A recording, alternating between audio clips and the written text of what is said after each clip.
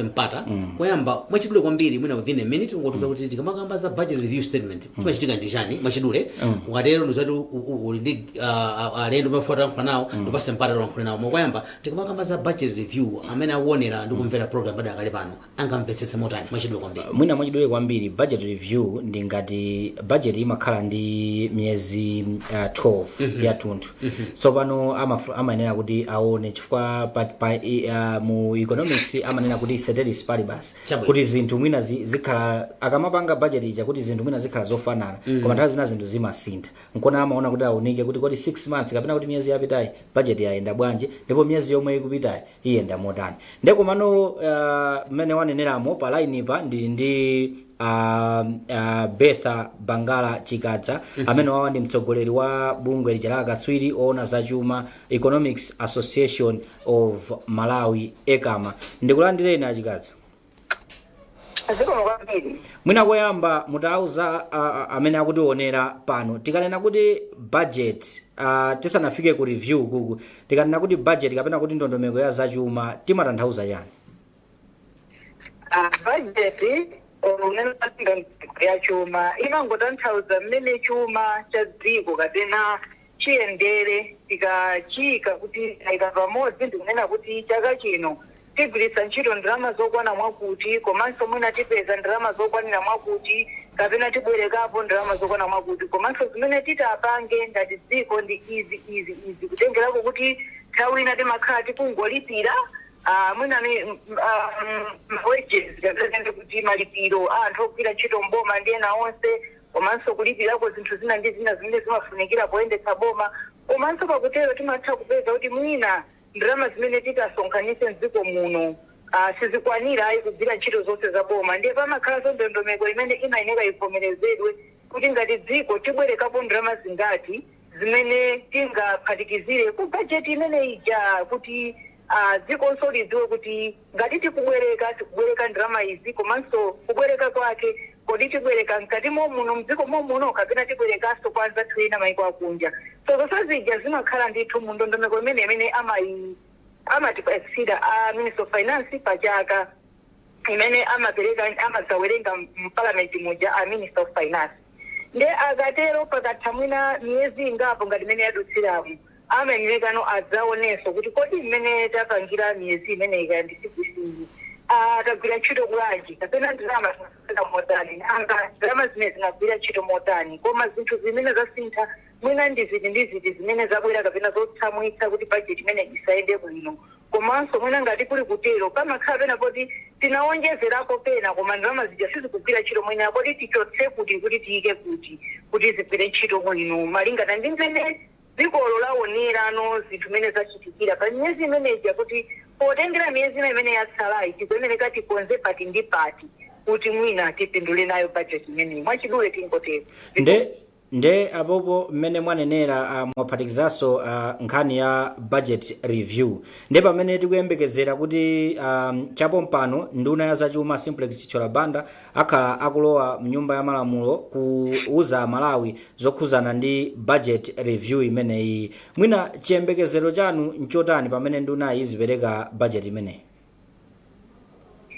Ife monga Economics Association of Malawi takhala tikuyankhulirapo kumbali zina ndi zina zimene timaona kuti mwina boma likanatha kuchita bwino monga kumbali mwina ya kuchepetsa kuononga ndalama zimene timaona kuti mwina zikanatha kugwira ntchito ina yabwino koma mwina sizinakhale motero komanso takhala mwina tikuyankhulirapo mmene mitengo ikukwerera mdziko muno ya zinthu komanso kungongole zimene mwina zakwera mdziko muno zimene boma latengako komanso ndi zina zotero tikukhulupirira kuti budget iyi ndi chinthu china kapena mwayi wina umene umaperekedwanso kwa boma kuti lionetsenso kuganizira amalawi kwake kuti kodi zija anthu anakhala mwina akudandaulirapo miyezi 6 imeneyi kodi pano patika konze pati ndi pati kuti amalawi aonedi kuti ifeyo tili serious kapena ndithu tili nawo limodzi kukonza zinthu komanso kodi mwina zimene sitinakonze bwino miyezi imeneyi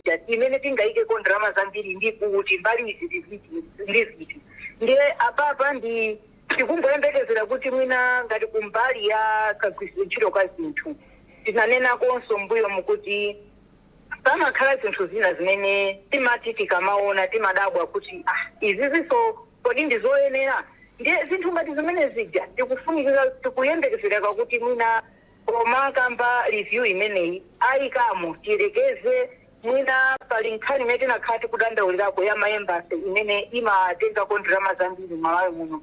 Pali maembasi ena mwina phindu lake limene sitimaliona, pali mayiko ena ndi maembasi awiri, komanso mwina zimene kuita kumapita ndalama zimene sizimapangidwa akaunti bwinobwino.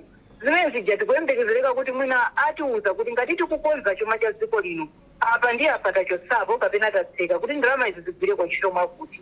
Kuli zinthu zina zimene mwina koma alima panga subscribe tingoyerekeza kuti mwina kulima organization ina ndi ena kapena malo ena ndi ena amene mwina timapita ngati boma ngati dziko kayankhulapo pamakhala zina zokuti panthawi yomweyo sitionapo kuphindu lake kapena ingakhale patapita zaka 5 sitiona phindu lake koma ngati dziko timayenera kuti poti tinavomereza kuti tikakhala part ya grouping imeneyo tizipereka ma-subscription ndi ma-subscription aja amakhala ambiri kwa basi ndamaperekedwa so madola ngati dziko lokuti tikudandaula forex zinthu zina ngati zimene zitikuyembekeza kuti budget iwunikirapo kuti izi ndi izi atachotsako kuti mwina tikonzenso kuti zina mwina ngati za ena amati wage bill kuchuluka sitikungotanthauza zokuti anthu ambiri analembedwa mboma sitimatinanena choncho koma tikaunikira kuti kodi aliyense amene akulandira pa payroll amenereka kumalandira ndalama amagwira ntchito mboma izi zindi zimene tikuyenereka tikonzenso chifukwa zingaseve ndalama zambiri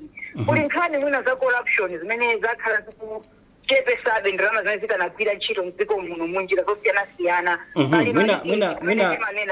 mwina misikaza mwina chifukwa cha nthawi chuma chathu chakumanaso ndi mavuto osiyanasiyana miyezi 6 yomwe tikunena yomwe itapangidwe review iyi mwina amene akutionera pakadali pano monga ino akaswiri pa nkhani za chuma mungauze kuti ndi mavuto ati akuluakulu amene chuma cha dziko lino chakumana nawo omwe sikunali kupanga kwa dziko lino koma chuma cha dziko lino chakumanabe nawo mavuto amenewo.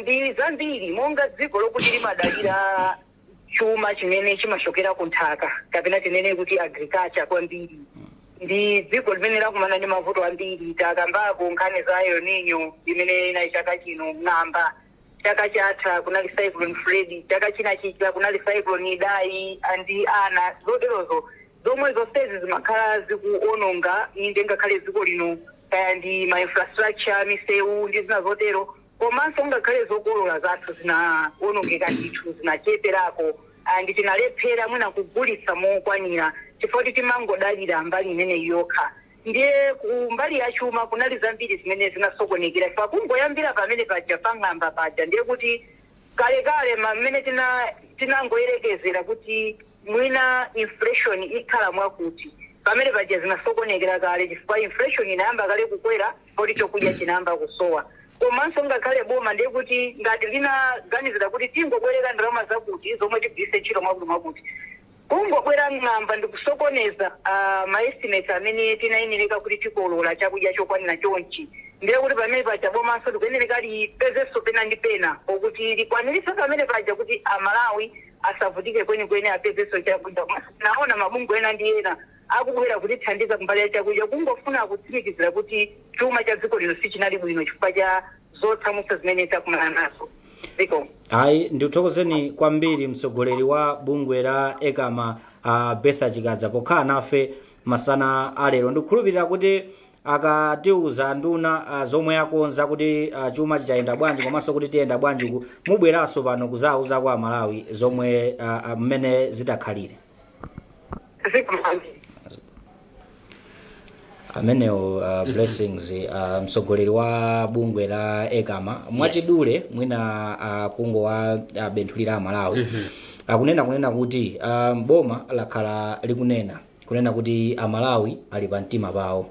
Mtsogoleri wa dziko lino Dr. Lazarus Chakwera akhala kunena kuti Amalawi muli pa mtima panga munandisankha munandiyika pa udindo kotero ineyo ndipanga zomwe inuyo Amalawi mukufuna nchifukwa chake mwina kungochokako pang'ono apa president anali akuyenda kuyenda dziko lonse la Malawi kumene kuku ananena kuti amakamva mavuto kuchokera kwa anthu amene ali pa ground kuti mavuto amene wawa akawamva kena kono ayike ma measures. Tinaonapo ma measures ena amene anayika monga kuwauza adima kuti asegule ntsika, kuwauza NFRA kuti ayambe kutulusa chimanga, kuwauza adodma kuti azigawa chimanga cha ulere. Komanso zitatero ndipo kufunikanso zinthu zina zoti zichitike zomwe zikuyenera kuvomerezedwa ndi nyumba ya malamulo. Nde achikadza kunena kuti zimene zizi ngati ekama akuyembekezera kuti zibwerano mu budget imene mu review yomwe yafotokoza apapayi.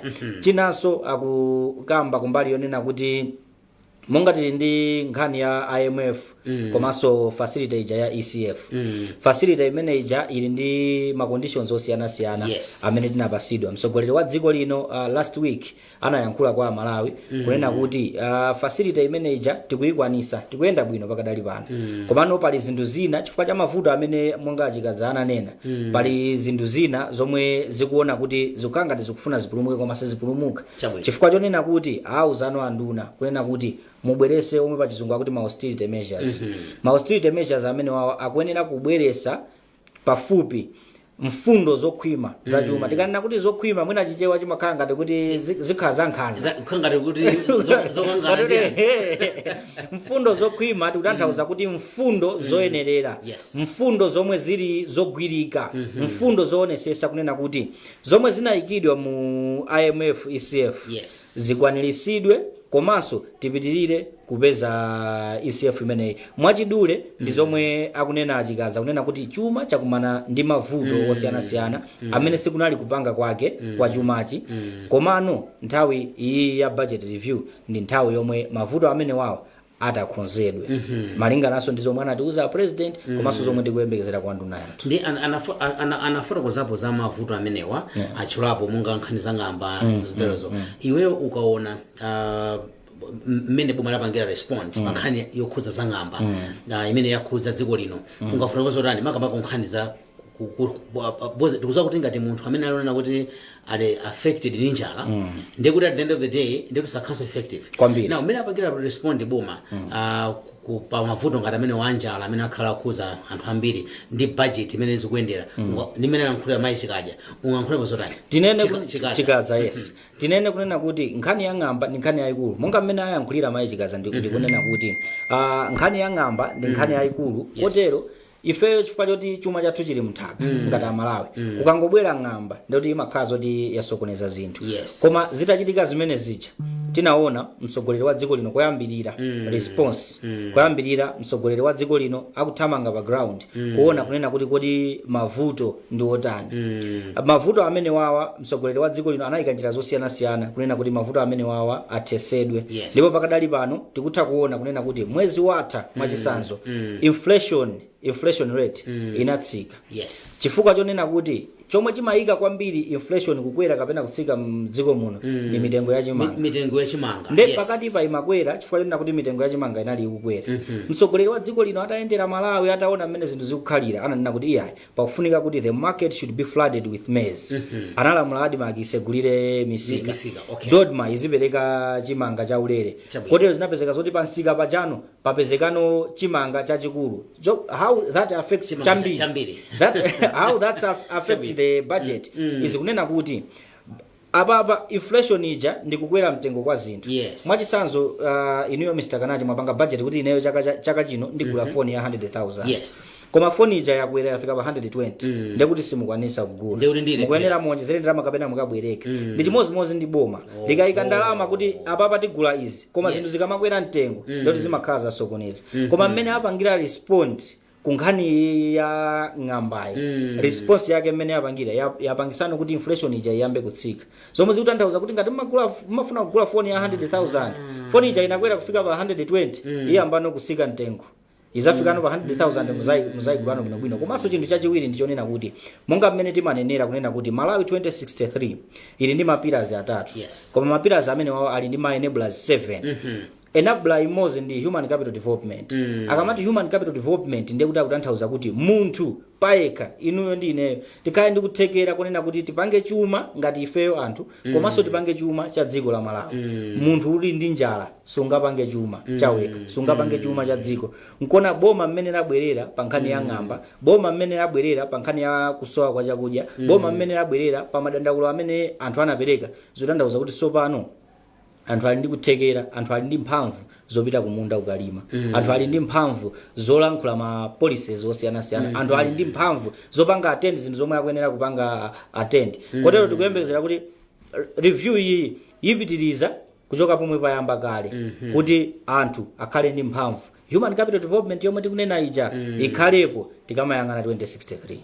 Chabwino nde iweyo Justin wakhala ukulemba kwambiri nkhani zimenezi za budget, nkhani za ma review ngati amenewa, nkhani za chuma masara bino kwambiri. Sindizowa kuti tamva amene amankhula maichikaza acha koma iweyo ukayang'ana amene zinthu zikuyendera ndimene tipita chitsogolo ukuona kuti zinthu tilipotani ngati dziko komanso chimene I know uli ndi expectations zako ngati mtolankhani amene wakhala kuti ntchito yako ukabwera umakhala kulemba zimenezi ukamayang'ana kutsogolo, what are your expectations makamaka pa review imene ikubwerayi?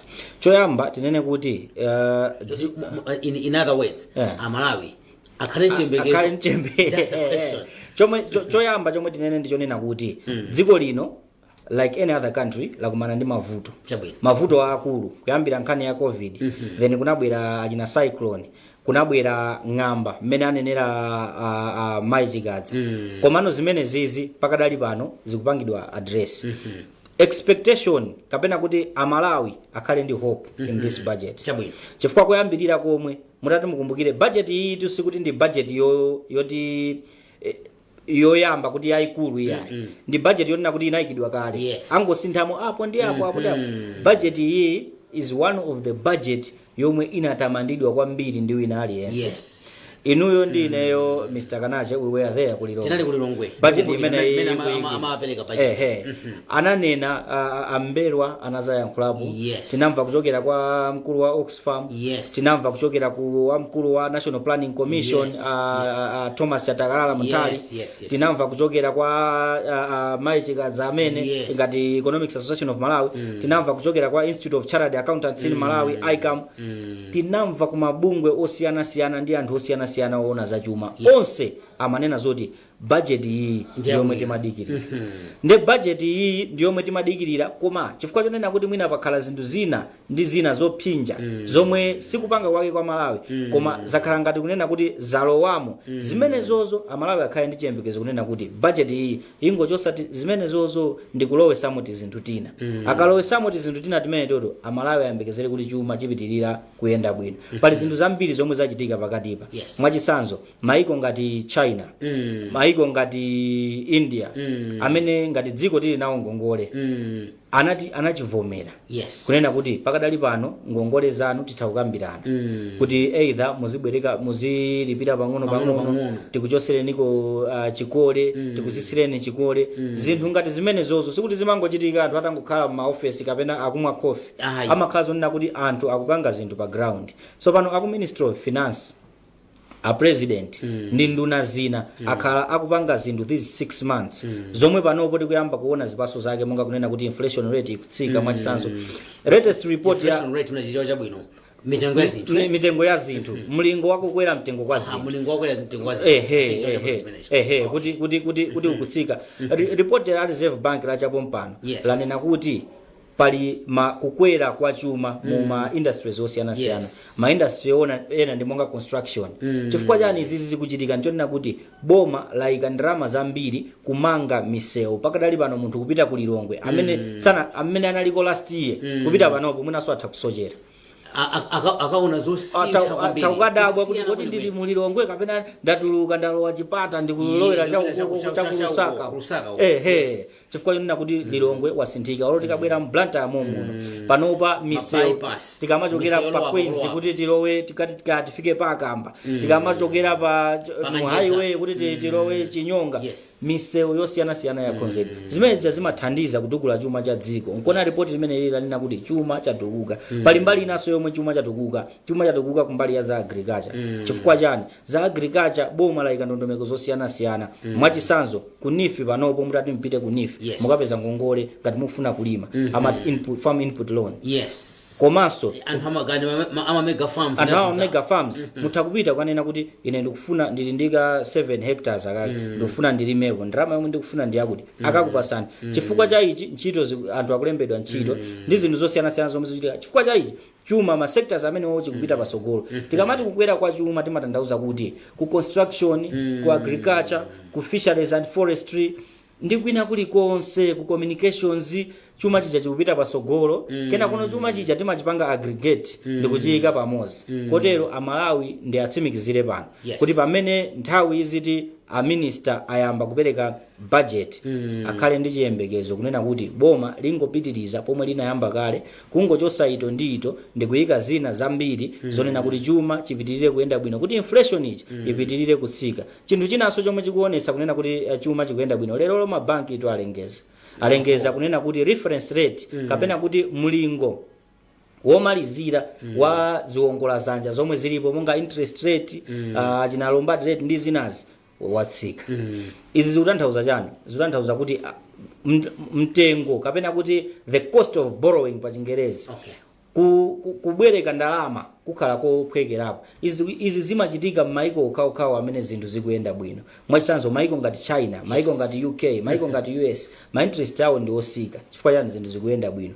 tikupita kumene koko mmene mabanki alengezera chonje mwezi wa mawa kamazalengezanso kuti tasisasu tafika pakuti mpaka tizafika kuma single digit inflation rate izafika kuma single digit koma zomwe zitayambisa zimene zozo ndi review yomwe ataperekera lero lwa chabwino mwina tiyakumbutse anthu tikutha kumaona zithunzi mwatakumbutse anthu kuti tili pano kuti kuti tikuyembekezera kuti posero apa anduna azachuma amene wanda Simple Sichola Banda akhala akupereka review kapena kuti kuonanso ndondomeko dongosola za chuma la dziko lino mene tikugwisa ntchito pakali pano ku nyumba ya malamulo ndiye ndili ndi mzanga amene ndi Justin Nkweo ndiye posero apa anayankhulanso ndi amene ndi mkulu wa bungwe lija la ECAMA bungwe la akatswiri amene amana nkhani za chuma mdziko muno iwo ndi Mai Betha Chikadza ndiye anayankhula nawo apa amatisina ndemanga pa nkhani imene komanso iyeyo ndi mmodzi mwa atola nkhani kapena kuti ndamene amayang'anira makamaka nkhani za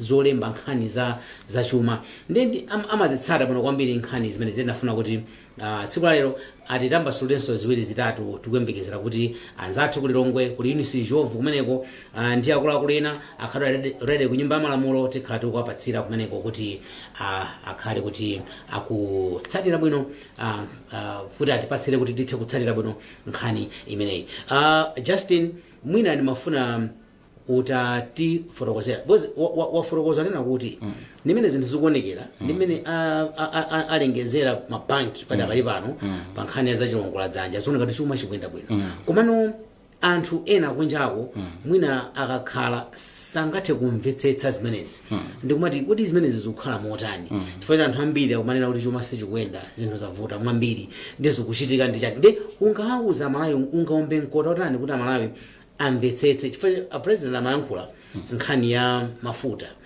kuti dziko muno nkhani ya mafuta yakhala ndi vuto ndithu avomereza kuti yayi ndi vuto kotero kuti padakali pano akukonza ndondomeko yonena kuti padakali pano akamagula mafuta amagwisa ntchito anthu ena pakati chichewa chake chabwino tinganene kuti ndani nkhala pakati koma chichewa choti chomwe anthu anachizolowera ngakhale si chabwino koma anthu anachizolowerabe kuti madobadoba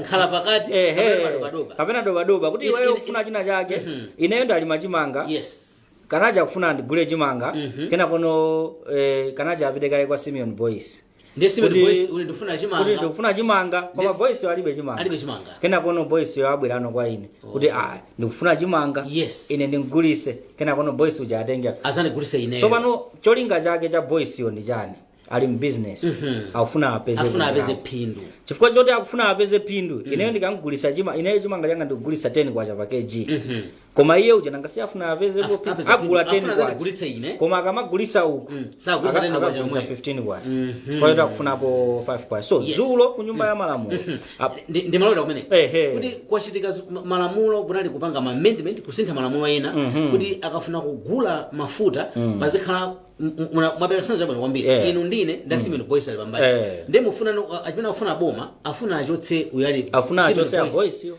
sama akhudzi inu ndine tikafuna kugulisana tigulisana chonchi ndene mafuna ndifunse kuti zimene zikubwera pamene anthu adandaula kuti chuma pena ndipena sichikulongosoka mawanena kuti mene zikuyendera zinthu zimene zikutheka tsopano tikamaona mene zikuyendera nawo pa nkhani imeneyi ndikubwera kwa nkhani ya mafutayi kungaombe mkota otani kuwasimizira amalayi kuti tikamayang'ana kutsogoloko zinthu zakulongosoka bwinobwino ndi kusintha kwa malamulo kumene achita nyumba malamulo dzulo nthawi zina munthu mumapezeka zoti muli ndi system kapena muli ndi zinthu zomwe mumapanga Chabwino. kayi while the African Development Bank is providing 23 million direct budgetary support, Madam Speaker.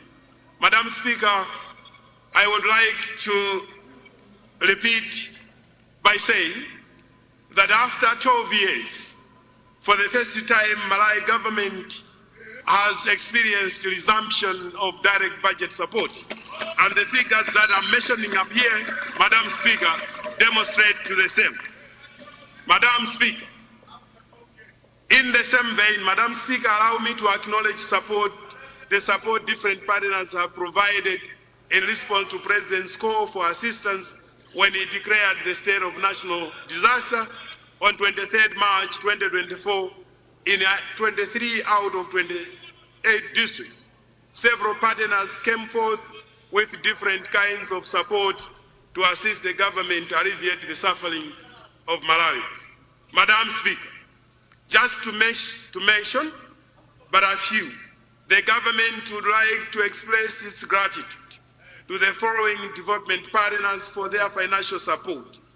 The World Bank for 57.6 million from the Katrose deferred drawdown option, the CAT-DPO, and an additional 35 million from contingency emergency response components for the regional climate resilience project and food systems resilience program. The African Development Bank for the general budget support of about 23 million to the agriculture sector. Let me also acknowledge the Chinese government for food assistance worth $65,000, the Japanese government for the $1.9 million for procurement of food through the World Bank or World Food Program. The Indian government, Madam Speaker, for providing 1,000 metric tons of rice provided to the government of Malawi. The government of Ukraine for 19,200 metric tons of maize provided through World Food Program. And the first discount house bank for 100 metric tons of maize worth 95 million provided to the National Food Reserve Agency. Government, Madam Speaker, is grateful to these and many other partners who are supporting the country in its efforts to respond to the disaster which has left many Malawians food insecure. Madam Speaker, in the spirit of spearheading recovery, development and protection,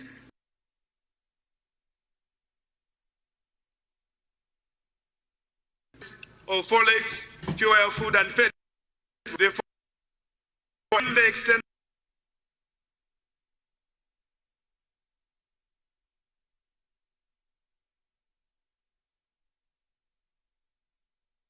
of Malawi to recruit 500 out of the 3,000 agriculture workers.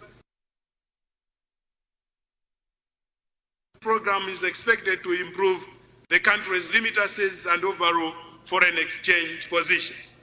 The carbon credits trading.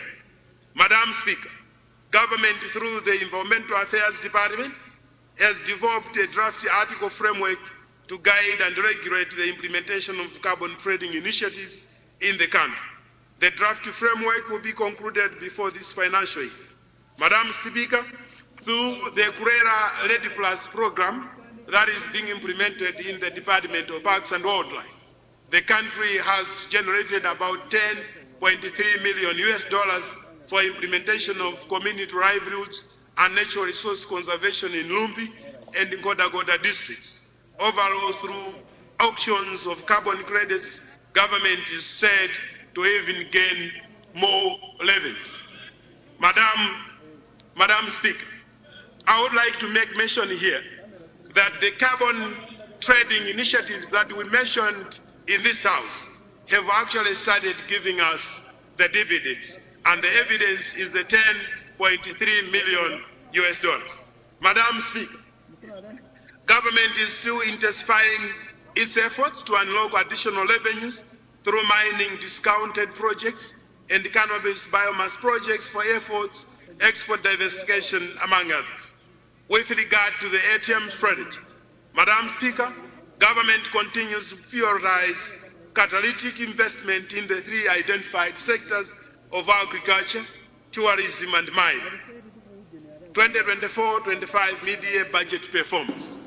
Madam Speaker, the first half of 2024-25 budget overturn was generally within the projected expenditure levels, despite a number of microeconomic challenges that affected revenue mobilization and impacted on expenditure, performance of revenue and grants. Madam Speaker, at mid-year, total revenue and grants for the 2024-25 fiscal year amounted to 1.72 trillion against a mid-year projection of 2.22 trillion. Specifically, domestic revenue was projected at 1.63 trillion, of which 1.56 trillion was tax revenue and 79.3 billion was of other revenue. However, Madam Speaker, the overturn for domestic revenue during the first half of the financial year is 1.50 trillion, representing underperformance of 8.2%.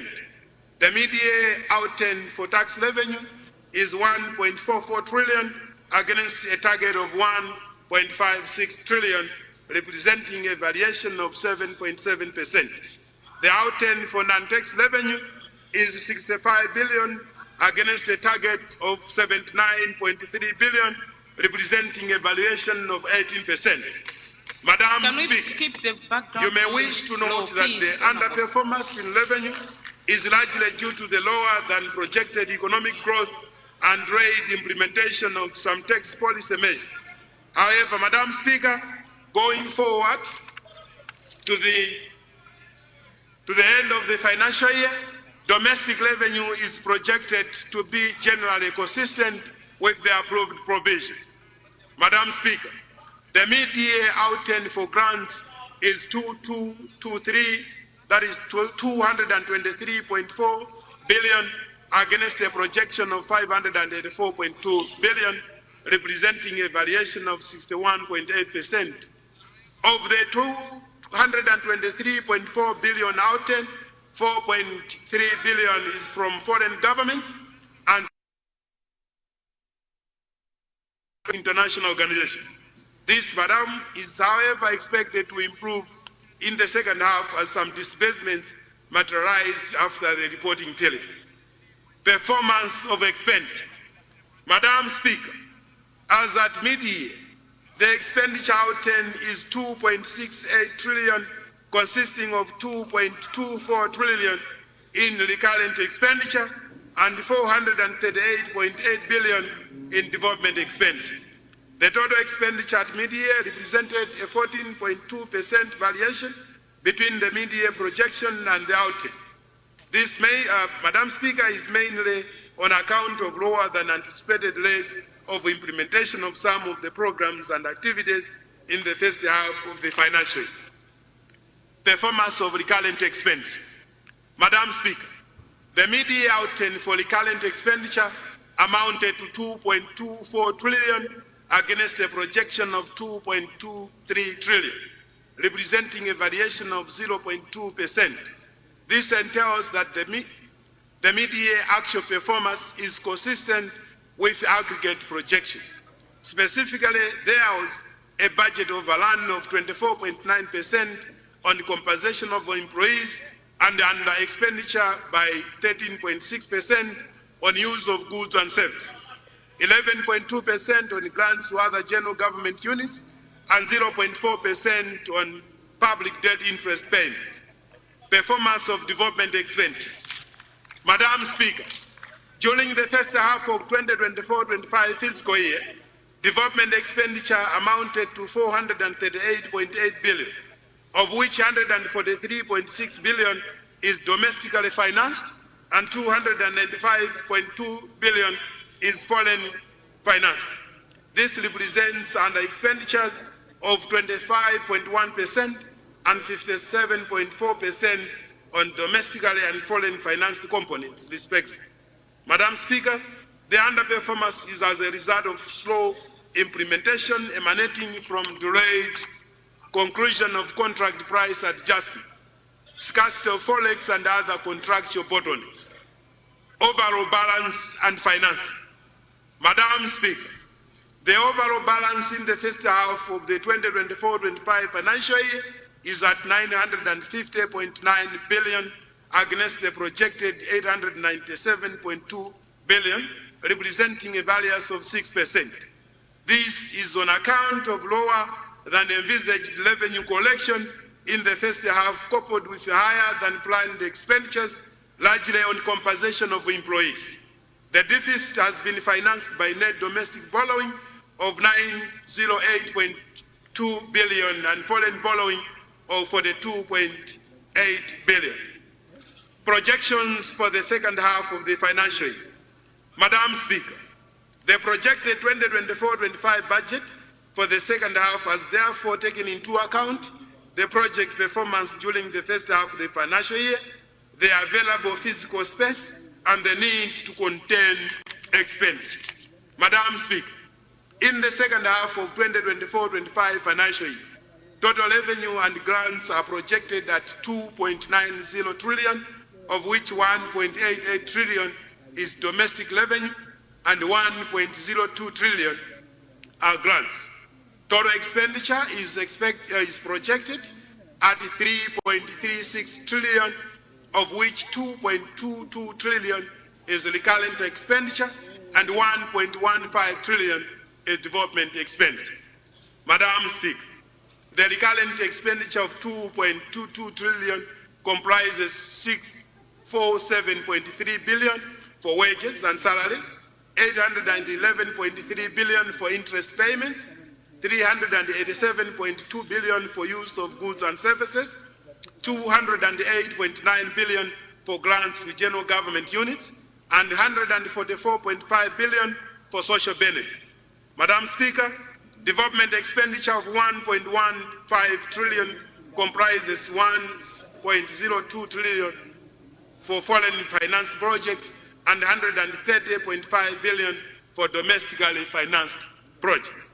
Madam Speaker, as a result of the developments in the revenue and expenditures highlighted above, the overall balance for second half of the financial year is a projected deficit of 463.22 billion. Projections to the end of fiscal year.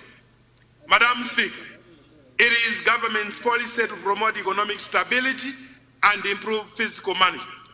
This is the basis on which the 2024-25 approved budget has been revised. Madam Speaker, total revenue and grants have been revised upwards from 4.55 trillion to 4.63 trillion, and the total expenditure from 5.99 trillion to 6.04 trillion. Madam Speaker, the upward revision on expenditure is on account of the World Bank disbursements pertaining to maize purchases and winter cropping as a humanitarian response to food insecurity and the program for enhanced public finance management systems. Domestic revenue projections. Madam Speaker, domestic revenue is expected to increase marginally by 0.1% from 3.38 trillion to 3.39 trillion. of the total domestic revenue, taxes and other revenues are projected at 3.26 trillion and 128.6 billion respectively. Projections of grants. Madam Speaker, grants are projected to increase by 72 billion from 1.17 trillion to 1.24 trillion by the end of the 2024-25 financial year, representing a 6.2% increase. This is on account of an increase in current grants from international organizations. I hope this needs to be made clear. For the first time, there is confidence and trust from international organizations. That's why we are now experiencing this kind of an increase. Madam Speaker, the 2024-25 financial year's total expenditure has been revised upwards by 41.5 billion from 5.99 trillion to 6.04 trillion, representing a 0.7% increase. As earlier on indicated, the upward revision is on account of the World Bank disbursements pertaining to maize purchases and winter cropping as humanitarian response to food insecurity and the program for enhancing public finance management system. Madam Speaker, the 2024-25 development expenditure has been revised to 1.58 trillion from the approved provision of 1.77 trillion. Both domestic and foreign financed components have reduced by 110.5 billion and 76.8 billion respectively. Madam Speaker, I wish to emphasize that the reduced development budget does not entail scaling down of implementation of projects, but reflects contractual bottlenecks, and this August the House is therefore being assured that implementation of projects will continue and that all completed works will be prioritized for payment. Madam Speaker, you may wish to note that implementation of a number of projects is on course. It is expected that some projects would be completed in next financial year's budget. The following are some of the projects that are targeted for completion in the next financial year. Construction of Unzuzu Civic Office, construction of Unzuzu University Library, construction of University of Malawi Administration Block, construction of Cholo District Office, construction of Maza Stadium, construction of New Blantyre Police Station, construction of Casa Center, construction of Domas Community Hospital, construction of Purpose-Built Science Laboratory Complex at Malawi University of Science and Technology, construction of Likoma Jet, and selected roads such as Dwangwa, Kapatenga, Benga, and Kenyatta and Nzimba Streets in Lilongwe. Highlights on key expenditure categories, wages and salaries. Madam Speaker, the 2024-25 approved provision for wages and salaries has been revised upwards by 201.2 billion from 1.08 trillion to 1.02 trillion, representing an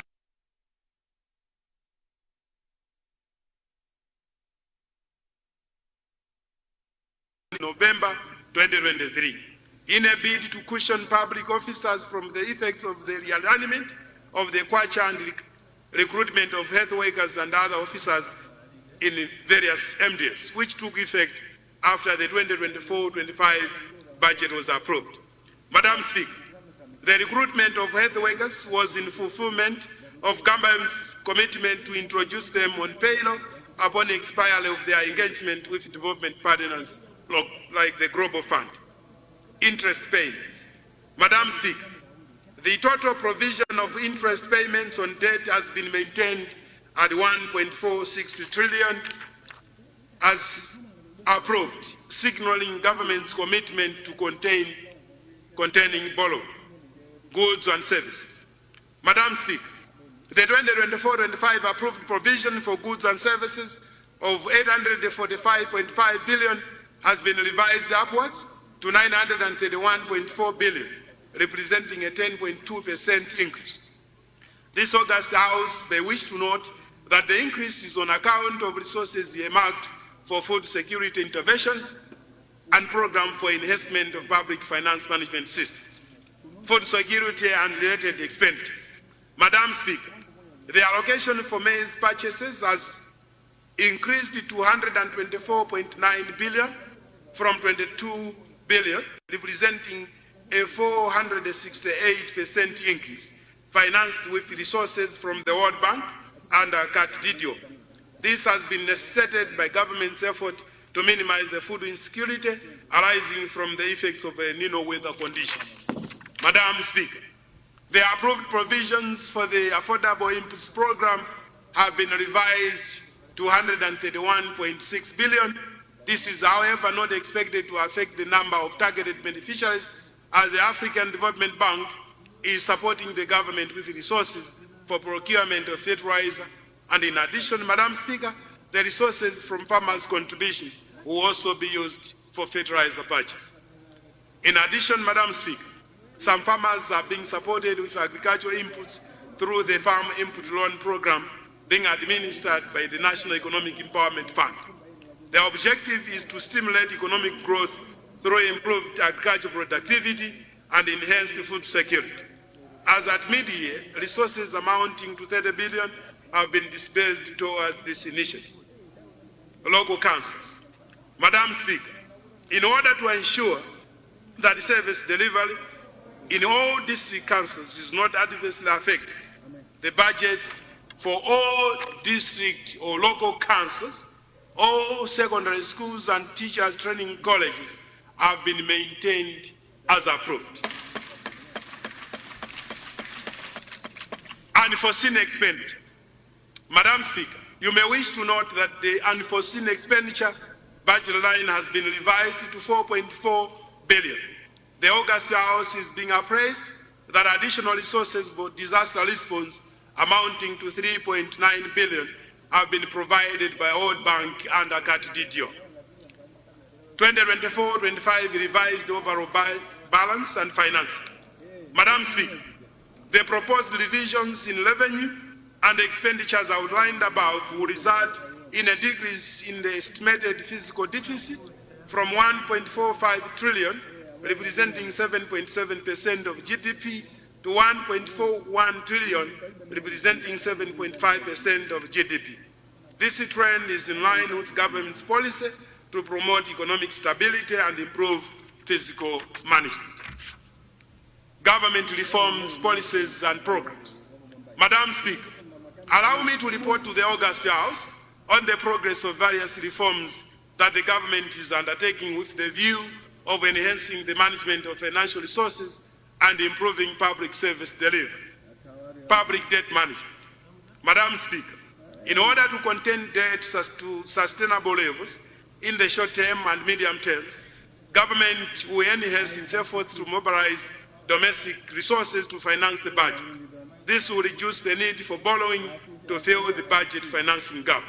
In addition, Madam Speaker, the government will ensure thorough implementation of the debt management strategy, which will minimize costs and risk of public debt. On debt restructuring, Madam Speaker, significant progress has been made. Official agreements on specific restructuring terms have already been reached with some of our major bilateral creditors, including China. Discussions with the remaining bilateral creditors, including India, Kuwait Fund and Saudi Fund for Development, are being fast-tracked with the objective of reaching the necessary debt treatment in line with the IMF program requirements. Finally, Madam Speaker, negotiations in good faith are going on with the African Export-Import Bank, Afrexim Bank, and the Trade and Development Bank, TDB. Both institutions expressed their willingness to support our endeavors to restore debt sustainability, and our teams are converging towards a mutually agreeable solution. Fiscal discipline. Madam Speaker, government is committed to reducing the fiscal deficit. In that regard, my ministry will continue with the implementation of fiscal consolidation measures to enhance revenue collection and control expenditures. State-owned enterprises performance. Madam Speaker, government continues to implement the migration of state-owned enterprises revenue account to the Reserve Bank of Malawi which is currently in the second phase, targeting all commercial SOEs and subvented organizations. This phase is expected to be concluded by the end of this fiscal year. Public procurement and disposal of assets. Madam Speaker, let me update this August House that my ministry, through the Public Procurement and Disposal of Assets Authority, PPDA, has been working on the review of the PPDA Act to improve efficiency in the procurement process. The bill has been brought to this House for consideration and adoption. Public finance management reforms. Madam Speaker, government continues to implement public finance management reforms in collaboration with various development partners. Madam Speaker, I am delighted that some of our development partners, particularly the World Bank, have started using the country systems to disburse their financial resources.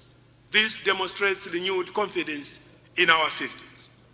Madam Speaker, the reforms currently under implementation include programs that seek to improve the effectiveness of resource mobilization, budget execution, and transparency of public finances.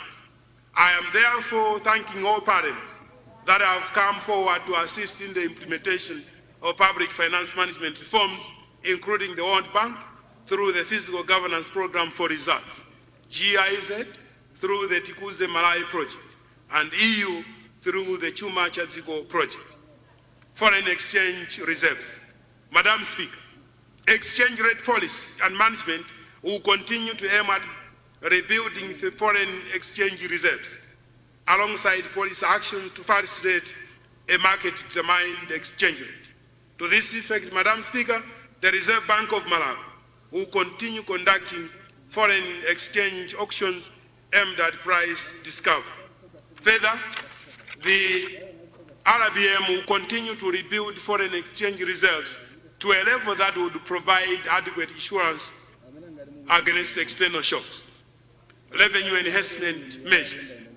Madam Speaker, as government is introducing austerity measures to manage expenditure, efforts are also being made to boost revenue, which is currently underperforming and therefore adversely affecting the implementation of the budget. As such, Madam Speaker, allow me at this point to announce to the August House revenue enhancement measures that will be implemented. Removal of value-added tax waiver on motor vehicles imports for privileged individuals. Government will remove value-added tax on motor vehicle imports for privileged individuals and organizations. The affected individuals with this measure include the state president, the vice president, the retired president, the vice president, former vice president, and cabinet ministers, as well as members of parliament, senior officials in the judiciary, including judges, senior government officials, and senior military officials. Once this VAT bill has been passed, these privileged individuals will now pay VAT when purchasing duty-free motor vehicles. I therefore urge all members to support this bill to show our serious commitment to economic recovery when this bill is tabled in this August House. Madam Speaker, I wish to mention that there is need for collective will for us to make our economy recover. As such, Right Honorable Speaker, I would like to include and speak loudly on this one. Madam Speaker, I wish to mention in this August House that there is need for collective will for us to make our economy recover. As such, Madam Speaker, His Excellency the State President, Dr. Lazarus Makikathe Chagwera, has guided that we all make our fair contribution towards revenue that the government needs at the moment. As such, it should be noted, Madam Speaker, that this measure affects people in the high income bracket, such that the removal of the VAT waiver is a sacrifice and a clear testimony to the commitment to fiscal consolidation for the betterment of all Malawians.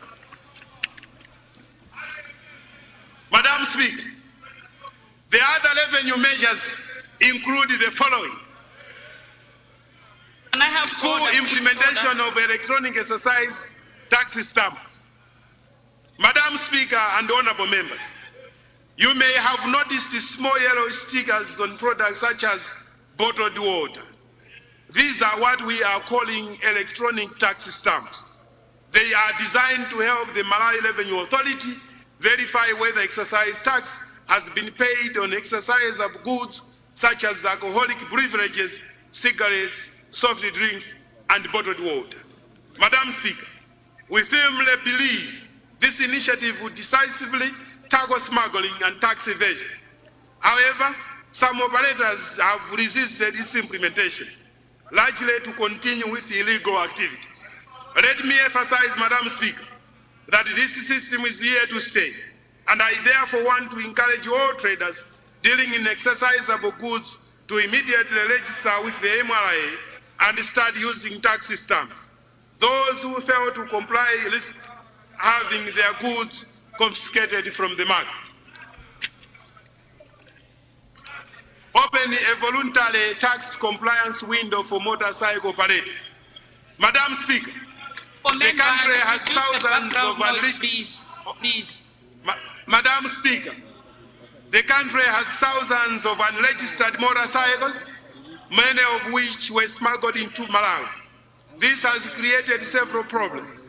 Firstly, the operators cannot obtain insurance, leaving themselves and passengers at great risk in accidents. Secondly, knowing their operations are illegal, these operators often act reckless, endangering public safety. To address this issue, Madam Speaker, government through MRA will open a voluntary tax compliance window for motorcycle owners. This initiative will allow unregistered motorcycles to be registered for a small fee. Designated registration sites will soon be announced by MRA. At these sites, Madam Speaker, officials from MRA, the Road Traffic Directorate, and the police will collaborate to ensure seamless process, enabling operators to live with their motorcycles fully registered. In the same vein, Madam Speaker, I want to thank the various motorcycle associations who have been instrumental to have this initiative implemented. While they will ensure their members are better equipped for our roads, the government will also raise some revenue. We believe this is a win-win scenario that should all strive for. Expanding electronic payments across revenue collecting entities. Madam Speaker, government is committed to re-engineer its business processes with a view to modernize revenue collection through electronic payment system. In this drive, Madam Speaker, I am pleased to report to the August House that the Ministry of Lands and Department of Registrar General have already implemented the full digitalization of their revenue collection and management systems, which have led to a significant increase in revenue collected in the first half of the fiscal year.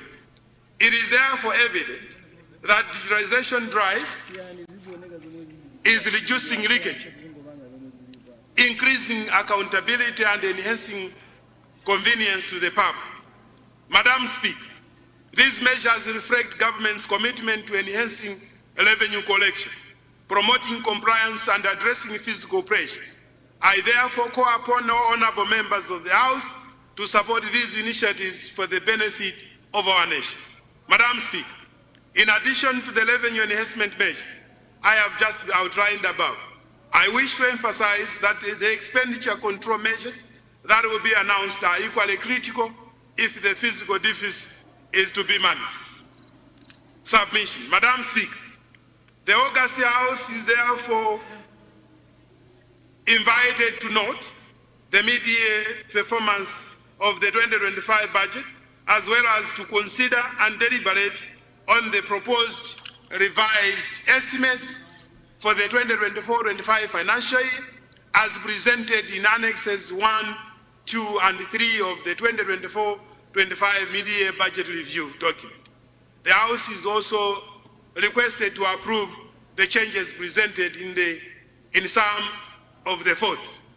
Madam Speaker, before I move the motion, I would like to call upon members of this august house that immediately we finish the business of today and we go out there and experience and witness the beautiful roads out there.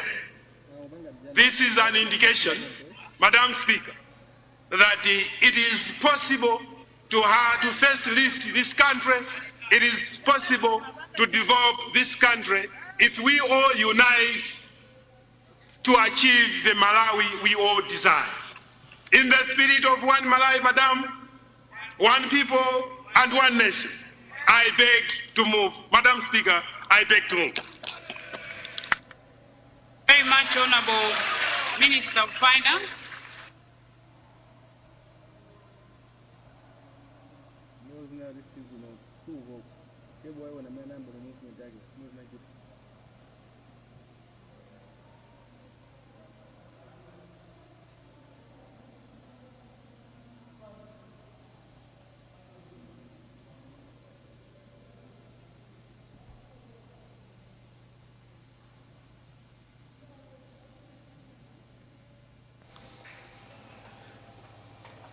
Nduna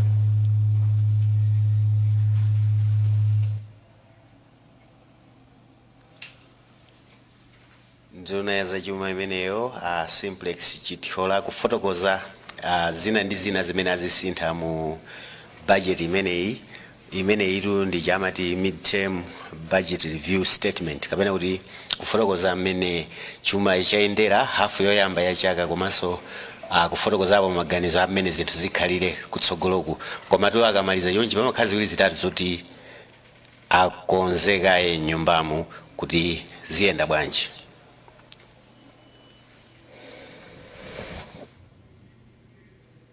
This will be the only business for today. I therefore wanted to move a motion for an early adjournment.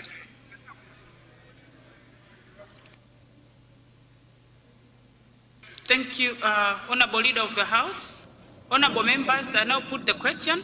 The question is that all relevant standing orders be waived in order for us to have an early adjournment. Those of that opinion say aye. Those of the contrary view say no. The ayes have it and the motion is carried. Business for tomorrow, Leader?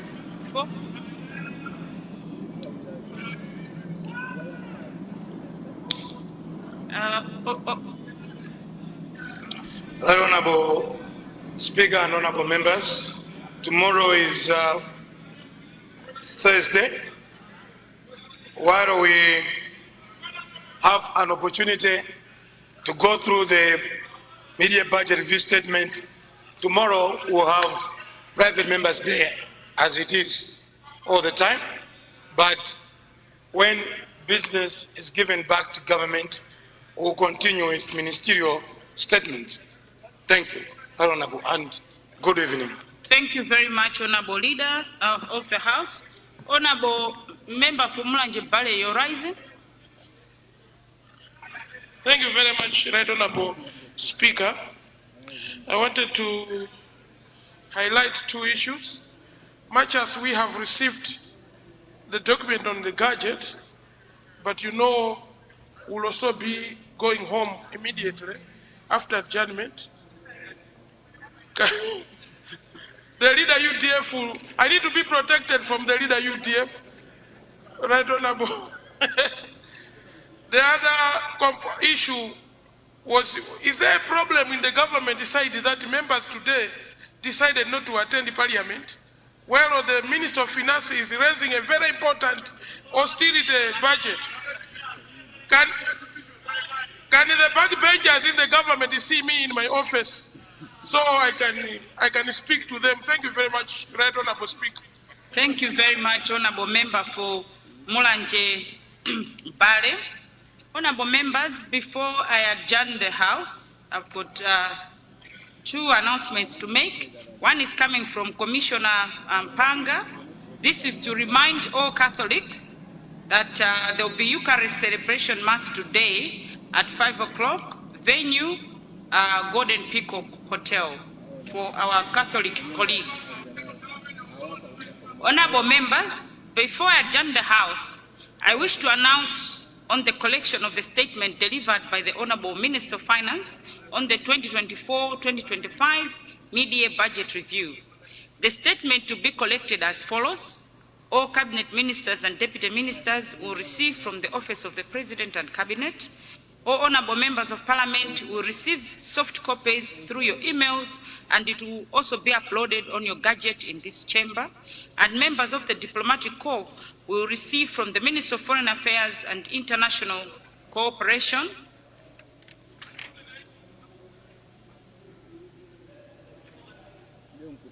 And I've been informed that we also have received some hard copies. COP? Yes, we have received some hard copies from the honorable members from Minister of Finance, so you also receive hard copies from the Minister of Finance. May I once again appeal to all members to go through the statement and make your responses ready when debate commences on Friday, 6th December 2024. Honorable members, I now adjourn the House to tomorrow, Thursday, 5th December 2024, from 9:30 a.m. House adjourned.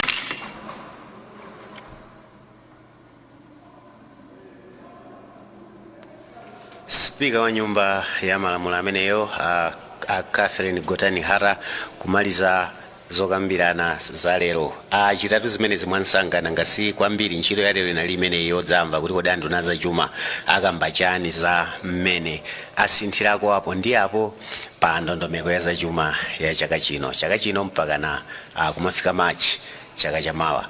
Ndetu pachulidwa ndithu zinthu zingapo akati review kapena mid-term review kumakhala kuti kuona kuti kodi pasinthe pati kapena pati pakhale mmene panakhalira pokhazikitsa budget imeneyi ndi pati. Tinali ndi mtolankhani wathu mmodzi mwa atolankhani athu nditero kuno ku nyumba ya malamulo Trust Office amene namuona apa anali ndithu otanganidwa kumvetsera bwinobwino kuti kodi ndondomeko ya zachuma zimenezi chasintha ndi chani ndipo zikhale bwanji. Trust kodi tangofotokozapo zina mwa mfundo zikuluzikulu zimene watolapo pa nkhani imeneyi. Kwakukulu anduna amene watsindika kuti budget iyi ikhala budget yonena kuti amalawi samwaza kapena boma silimwaza kwenikweni ndalama, n'chifukwa chake kuyambirira pachizungu ayenera kuti austerity budget.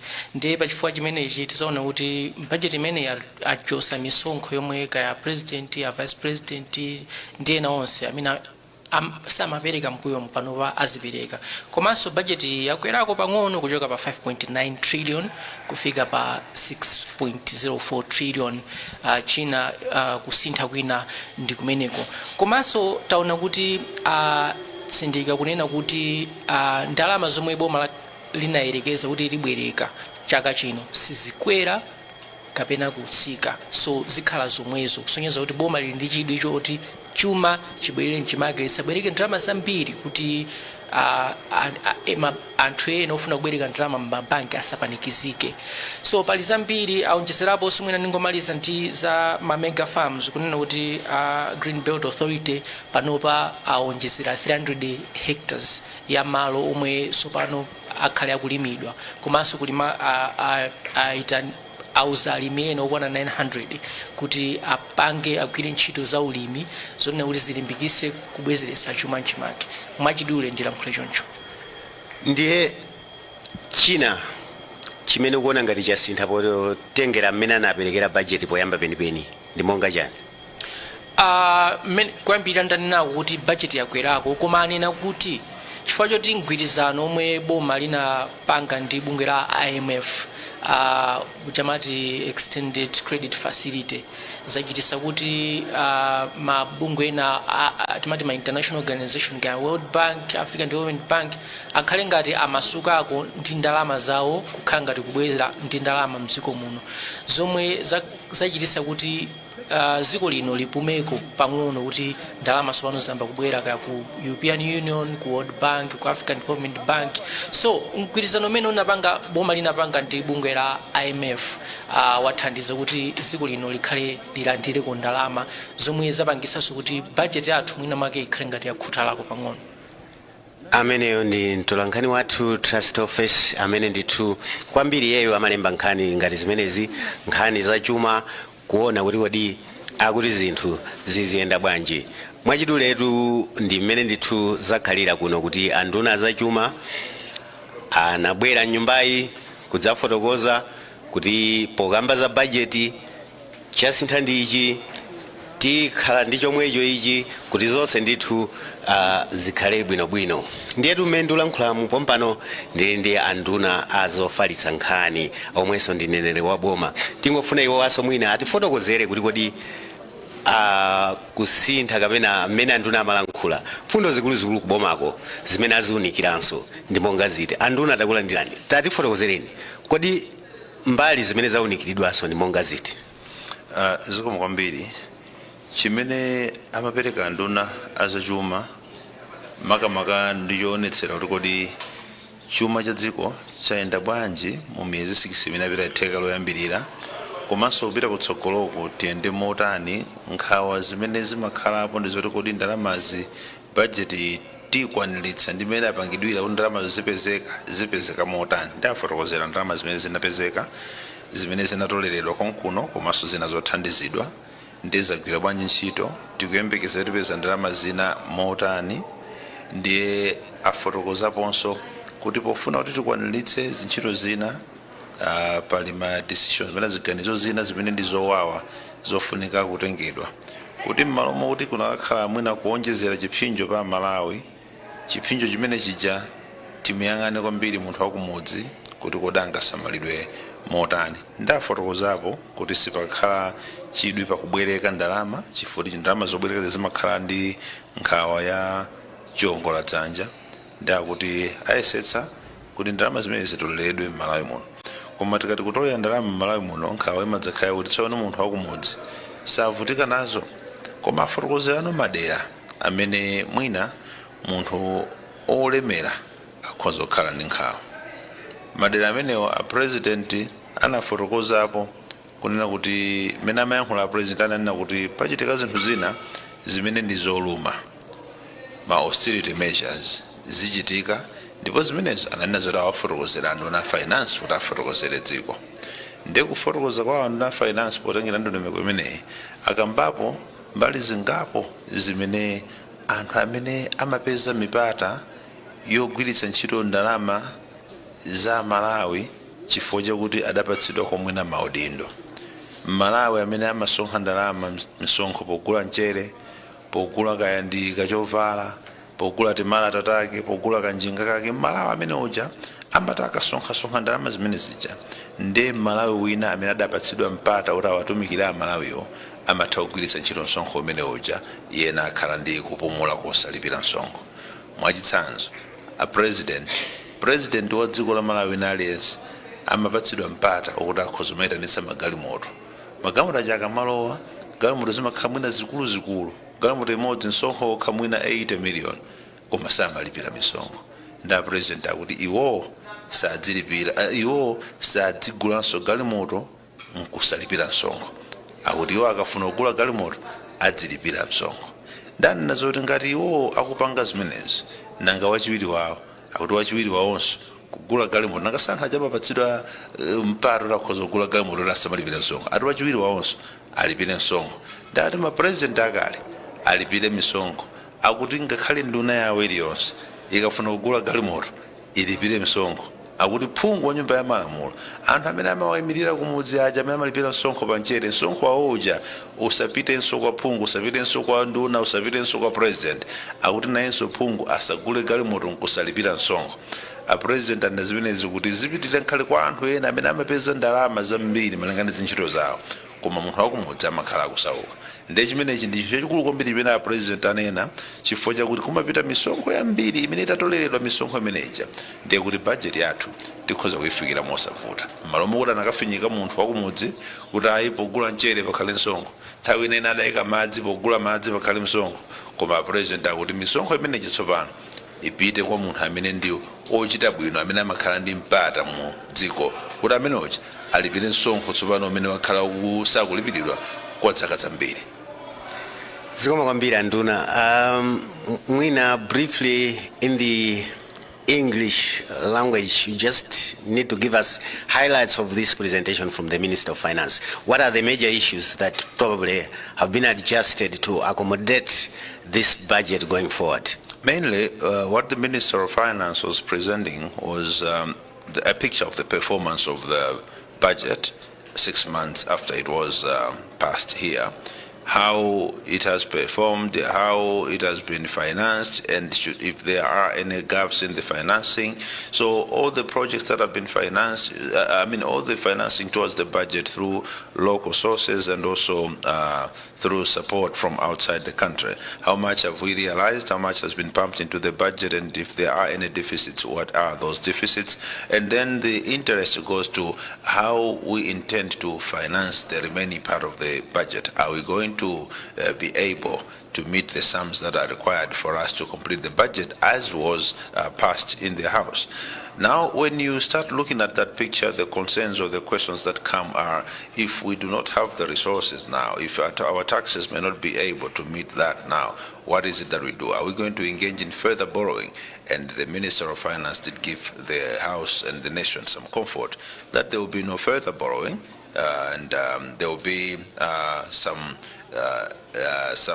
local sourcing of the finances. And when it comes to local sourcing of the finances or local financing of the budget, then it's the rural person that has always felt the pang of this. It is the rural person through their taxes when they purchase sword, when they purchase their household needs, that they pay those taxes. And there are certain classes of society that enjoy privileges that should have been enjoyed by the locals or that are financed by the rural people. Examples of those people are the presidency. Those people that have been presidents and those that are in the presidency now, they enjoy duty-free status, for example, when they are importing vehicles. The president has said, no, we have to relieve the old man in the village who has always been paying these taxes, but there are people that do not pay huge taxes that can finance our budgets, that can finance fertilizer for the old man in the village, that can finance the roads and finance this budget overall. So such classes of people include the president, and he says from now on he will not import a vehicle that is duty-free. Whenever he imports a vehicle, he will make sure that he pays duty. So it's not only one vehicle that the president buys. And now he says if he's going to pay taxes, what more with the vice president? The vice president will have to pay tax. Former presidents will have to pay tax. Former vice presidents will have to pay tax. Members of parliament will have to pay tax. Ministers will have to pay tax. So from this, it is believed that we can generate resources that can help in financing the budget, but also spread the pain of the economic recovery process, not only leave it on the shoulders of the old, poor Malawian. Thank you very much, Honorable Minister. And that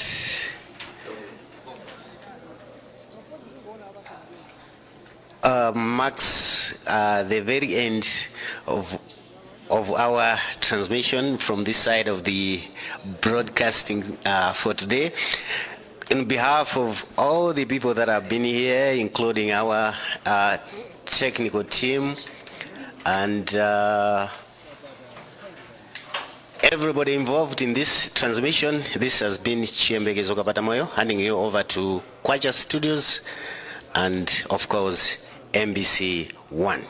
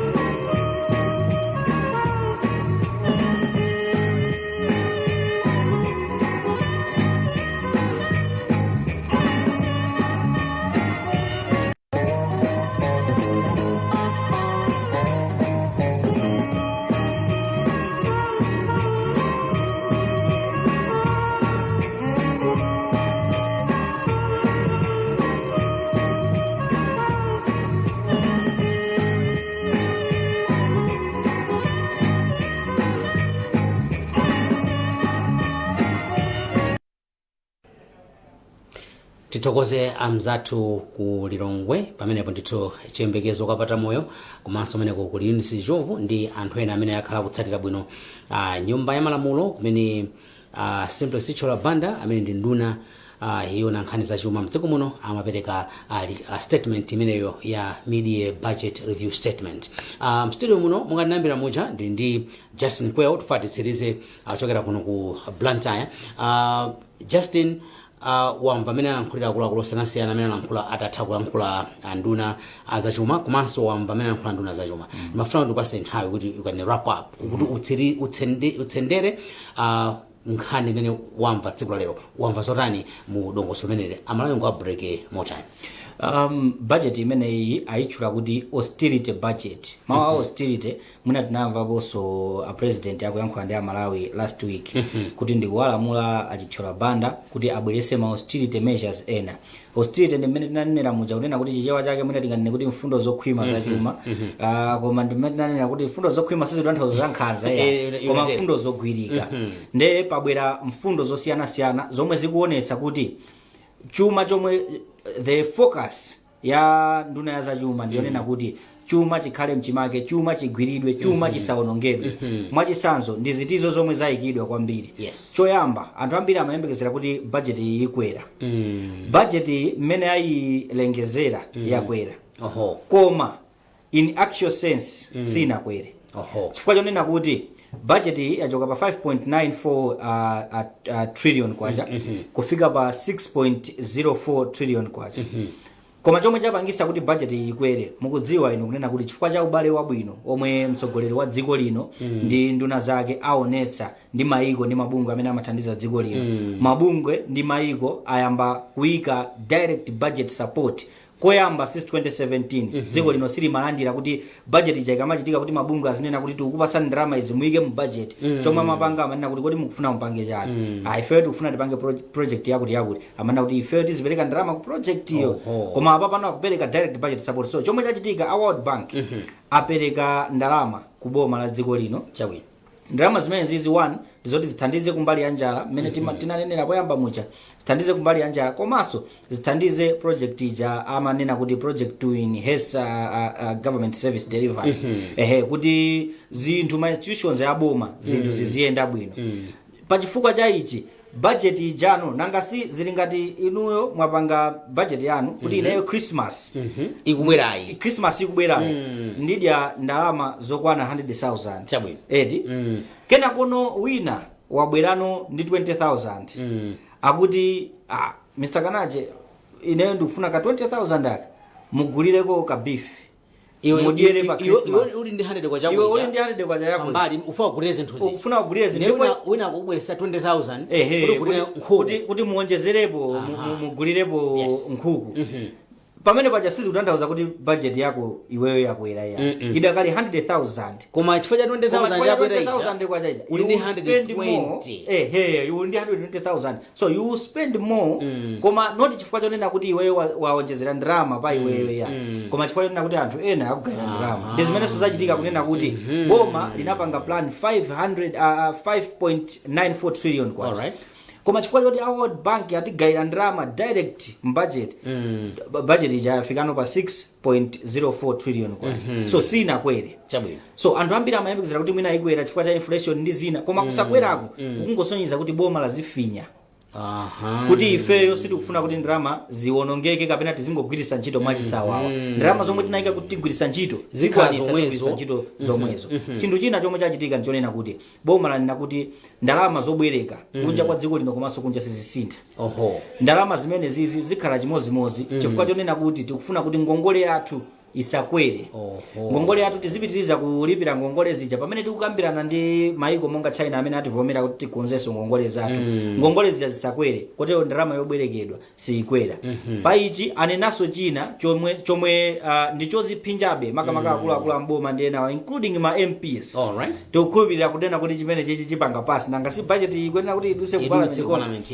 Alengeza kunena kuti inuyo monga mukudziwa mamalamulo a dziko lino mtsogoleri wa dziko lino wachiwiri wake aphungu a nyumba ya malamulo komanso majaji akamaita palika gawo kena galimoto zomwe angaitanise alright akamaitanisa kulowa mdziko muno zimalowa ulere opanda VAT akagula lese agula galimoto lese ku Japan ikamalowa kaya VAT msongo wake pa boda paja ndi 10 million kwacha sapereka imangolowa basi ndekuti mtengo wake umangokhala omwe iwo wagulira mwina ndi ma shipping cost ka clearance chanchani koma za msongo izizi sizikhalapo so anena kuti iyayi panopo kaya chifukwa timaziwa kuti aphungu a nyumba ya malamulo manena kuti they are entitled to 2 cars ma ministers they are entitled to certain cars kuti azingo akagula samalipira jute panopo zimene zakuti zatha kaya ndi MP kaya ndi nduna kaya ndi a president kaya ndi wachiwiri wawo kaya ndi jaji akamagula galimoto alipire msonkho palibenso kuti kaya mukagula imodzi yokha kaya mukagula ziwiri zokha kaya mukagula za mtundu wanji mukagula galimoto kapena katundu osiyanasiyana mulipire msonkho so zimene zijazonse yapwetekatu nkona tikuti idutsa unyumba malamulo komanso nkona tikunena kuti ukuku ndi kuzifinya chifukwa chonena kuti ndalama zikunena papazi ndi zambiri anthu aja asifa tusimasewera anthu aja amagula zimagalimoto zija zomwe timati zopuma zikulu zolowa mafuta ochuluka zonena kuti msonkho wake umakhala mwina 20 million 30 million msonkho wokha zimene zozo akuti ayi azipereka uku ndi kuzifinya kuti kuthandizenso MRI komanso akunena kuti ma tax stamps inu mutha kundikhulupirira pakadali pano ndi amene akutionera pakadali pano kunena kuti panopo mukagula madzi pakumakhala kena kake komata choncho akumamatapo kanthu kwa amene samamenya chokumwa mwina akagula kachakumwa akumamataponso imene ija ndi tax stamp imene ija imaonesa kunena kuti katunduyo walipira msonkho ngati katunduyo palibe tax stamp ndekuti sanalipire msonkho wadusa njira zamaduliro ndi achithyola kunena kuti anthu ena amene anazolowera kumadusisa katundu wawo njira zamaduliro kusalipira msonkho akukakamirabe kuti asamakhale ndi ma tax stamps ndi achithyola anena kuti budget iyi yaonesesa kunena kuti full implementation ya ma tax stamps kwena kuti ma tax stamps akhalepo chinthu china chomwe chabwera mu budget imeneyi ndichonena kuti ndalama ya AIP yasisidwako pang'ono kuchoka pa 161 billion kwacha kufika around 131 billion kwacha komano in reality sinasisidwe ngati zomwe zachitika ndi budget zija chifukwa chake ndichonena kuti African Development Bank yanena kuti ifeyo tikuthandiza ndalama ina yake kuti anthu tiapase farm inputs so anthu amene amayenera kugwiritsa ntchito kandalama kapamwamba komwe kakhala ngati kachosedwaka sikuti akhala opanda fertilizer anthu awawa apeza fertilizer koma kuchokera ku Africa Development Bank ndalama zichokera kumene osati mu budget so it means kuti anthu amene amayenera kupindula ndi fertilizer ndi zipangizo za apindula nambala yake yomwe apindulabe komano kupindulako ndalama zina zichokera ku Africa Development Bank komanso mabungwe ena amene akutithandiza so mwachidule izizi ndi zina mwa zomwe abweresa anduna tikhala tili pano pa MBC kufotokozabe satane wa zinthu zomwe zabwera komanso kupereka progress ya mmene zinthu zikuyendera komano mwachidule budget review statement ya anduna ndi mmene yanenera Chabo ndathokoza kwambiri Justin. Nimafuna kuti ndipase mphindi mwina make just a minute or two kuti wauza Malawi kuti ndi izizi zutanthauza chani likakamba mwina pa zimene boma lakhali kunena kuti ndikufunisisa kuti chuma cha dziko lino chikhale chikupita patsogolo chiyende bwino chifukwa chakubweranso ndifaka akuyesesa kupanga zinthu kuti abwerese ma donors ndi anthu amene asiya kuthandiza dziko la Malawi kuti akhala akubwerabe ukuona ngati zimenezi wauza zotana Malawi pazatsogolo looking at this budget and going forward choyambirira achithyola banda anena kunena kuti ukuku komwe kwachitika apapako budget yomwe yalengezedwa apapa ndi kuzifinya anaita kunena kuti apapa ndiloleni ndikuwe mpalamentimu ndi kuzifinya kwa boma kunena kuti zinthu izi zilikanatha kuzisiya kuti tizita ndisabe galimoto osalipira msonkho tizipanga izi koma ndi kuzifinya kapena budget ikwere chifukwa kuti ndi zinthu zina zoti tipange koma ukuku komwe lachita boma ndi kuzifinya kuzifinya ukuku likuonesa kunena kuti Amalawi mavuto amene mukumana nawo sikuti mavuto ngati mukumana ndi mavuto sikuti ndi anokha ya ndi awina ali ifeyonso tikuvesesa za mavuto amene kotero ifeyonso we will sacrifice pa Chingerezi kapena kuti tizifinya ku gawo lathu kunena kuti mavuto awawa amene muli nawo ate komanso ku mbali ya chikhulupiriro tili ndi nkhanija ya IMF. IMF ECF inanena kuti pakufunika kuti tizigwiritsa ntchito chuma chathu moyenerera. Izizi ndi nsanamira kapena kuti kuonesesa kunena kuti tikugwiritsa ntchito chuma chathu moyenerera. Kotero ineyo ndikuyembekezera kapena ndiasimikizireso amalawi kunena kuti zomwe zinayamba kuti tikulandira direct budget support zomwe sizinachitikepo kuyambira 2017 zipitirira pachifukwa chonena kuti zomwe awawa amatithandizawa akufuna zomwe zinapangisa kuti Malawi tiyambireso kumuthandiza ndi zomwe achithyola awonjezera lerolo. Ndathokoza kwambiri Justin.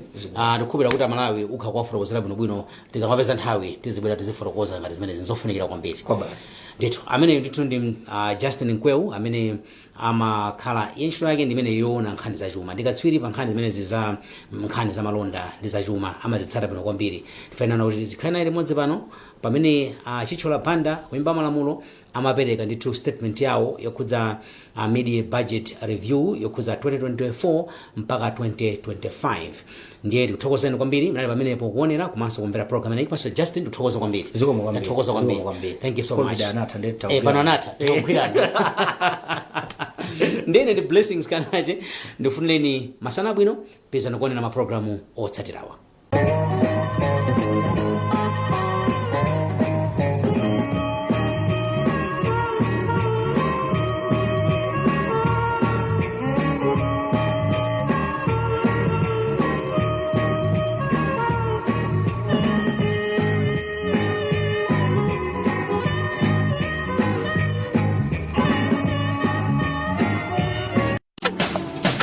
Ikoza kusinta zintu